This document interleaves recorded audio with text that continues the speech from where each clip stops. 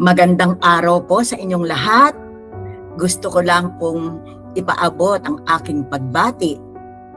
Sobrang thankful po ako sa Panginoon dahil binigyan niya ako ng pagkakataon na makasama at makapaglingkod kasama ninyo sa darating October 2026.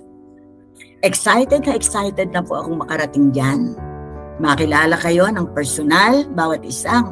Dahil marami na akong hindi kilala, matagal na.